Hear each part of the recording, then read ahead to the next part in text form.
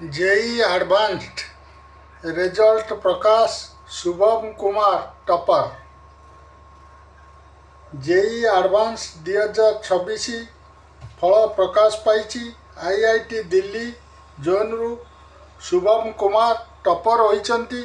से मोट 360 रु 330 नंबर रखी यही सफलता पाई। सेहीपरि आरोही देशपांडे यही परीक्षा रे महिला टॉपर होती। आईआईटी दिल्ली जोन रो कबीर जिलर एवं जतेन चहर यथाक्रमे द्वितीय एवं तृतीय स्थान हासिल करिसंती, जहाँ जोन को श्रेष्ठ रैंकर्स मध्य एक दृढ़ स्थिति प्रदान करिछि। मोट 1.79 लाख परीक्षार्थी परीक्षा देइथिया बेले सेतिरु 56,880 जन कृतकार्य होइचंती। योग्य प्रार्थी मध्य 10,107 जन महिला छात्री अछंती।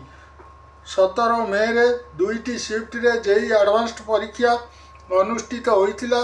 पेपर 1 सकाळ 9 रु 12टा पर्यंत एवं पेपर 2 अपराह्न 2टा रु 5टा पर्यंत अनुष्ठित होइतिला।